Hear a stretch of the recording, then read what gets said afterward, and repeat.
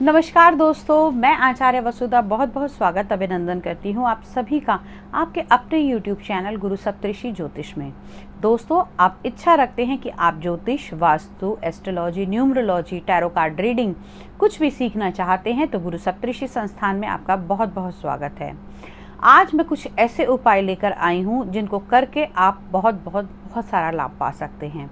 हमारी पिछली वीडियो में आपने देखा कि किस प्रकार एक पौधे की जड़, जी हाँ, एक गिलोय का पौधा आपके बहुत सारे दोषों को समाप्त कर सकता है, आपके बहुत सारे कामों को कर सकता है, क्योंकि हमारी प्रकृति के अंदर ही हमारे सारे निवारण छुपे हुए हैं।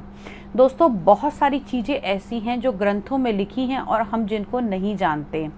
हम कुछ पढ़ते हैं, कुछ जानते हैं, कुछ समझते हैं। ये उपाय मेरे अपने बनाए हुए नहीं होते, ये सब भगवान के द्वारा मार्गदर्शित किए हुए होते हैं। मैं तो केवल मात्र एक जरिया बनती हूँ आपको इन चीज़ों को आप तक पहुँचाने के लिए। हमारा एक और YouTube चैनल शुरू हो रहा है जो सिर्फ और सिर्फ अध्यात्म को लेकर होगा। यदि आप कोई अध्यात्म की कथा पाना चाहते हैं, किसी व्रत की विधि पूछना चाहते हैं, तो हमारे उस चैनल से जुड़ सकते हैं। चैनल का लिंक हमारे वीडियोस में दे दिया जाएगा। आप वहां जाकर कथाएं भी सुन सकते हैं। आपको बहुत सारी वहां पे सनातन धर्म की जानकारी मिल सकती है, क्योंकि दोस्तों ये सभी के लिए संभव नहीं है कि वो ग्रंथों को पढ़ें या ग्रंथों को अच्छी तरह से जानें। तो मैं जितना संभव हो सकेगा उतनी कोशिश करूँगी और उस चैनल में स्पेशली आपको बहुत सारी ऐसी चीज़ें बताऊँगी जो सनातन धर्म से जुड़ी हुई हैं लेकिन अब तक हमारे लिए अनजान हैं। आइए अब बात करते हैं आज के वीडियो के बारे में। आज हम बात करेंगे गिलोय के महा उपाय पार्ट 2। जी हाँ, हमने पार्ट 1 में बताया था कि कैसे आपको कर्ज से मुक्ति मिलेगी और कैसे गिलोय की जड़ को धारण करने से भय का नाश होता है। आज हम बताएंगे कि गिलोय का उपयोग करके किस प्रकार से आप संतान के सुख की प्राप्ति कर सकते हैं।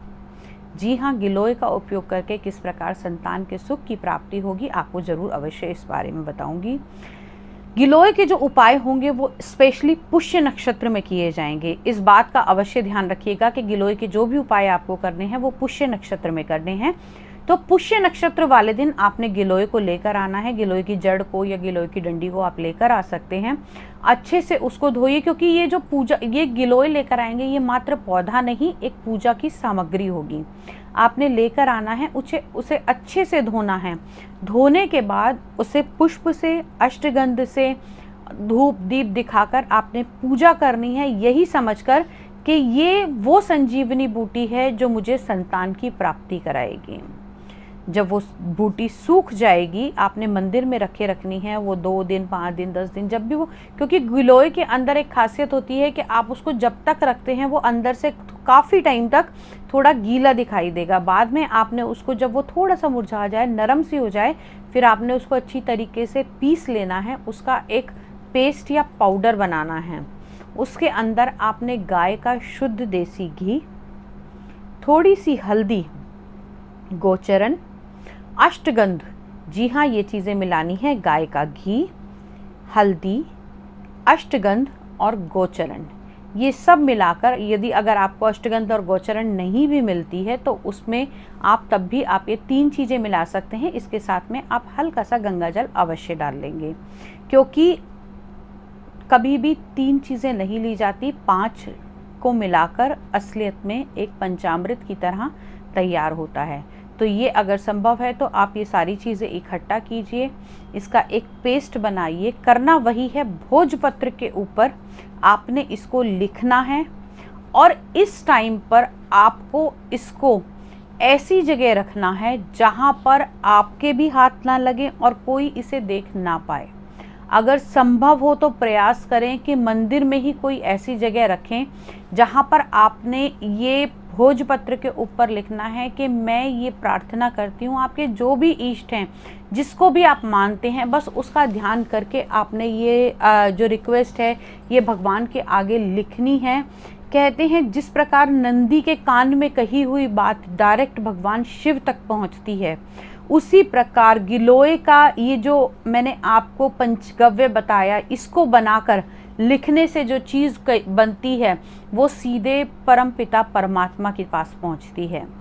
मैं ये दावे से कहती हूँ कि यदि आप ये उपाय करेंगे तो 1 साल के अंदर आपको संतान की प्राप्ति अवश्य होगी। जी हाँ, जो लोग हताश हो चुके हैं, जो लोग परेशान हो चुके हैं, उनके लिए ये उपाय महा उपाय होगा, बहुत लाभकारी होगा।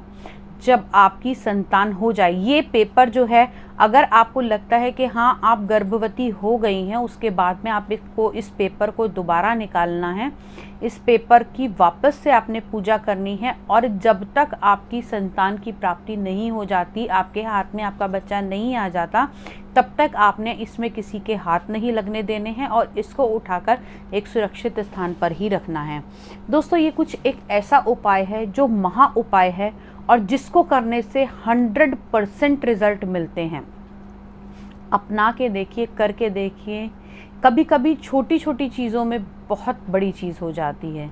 कपूर का एकमात्र छोटा सा टुकड़ा पूरे हवन को प्रज्वलित कर सकता है। इसी प्रकार हमारा छोटा सा किया हुआ उपाय आपको बहुत कुछ दे सकता है। जैसा मैंने बताया कि आपने ये गुरु की पूजा करनी है, गिलोय की जड़ से ये लिखना है, और गुरु का काम ही होता है संतान की प्राप्ति।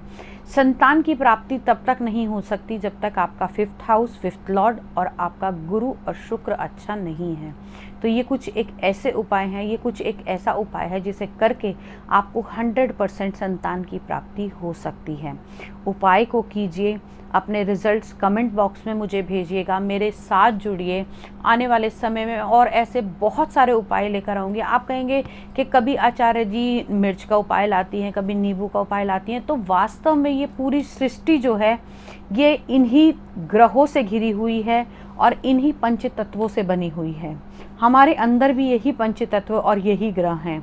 आसपास बस देर है तो इन्हें समझने की और सही दिशा में इनका प्रयोग करने की।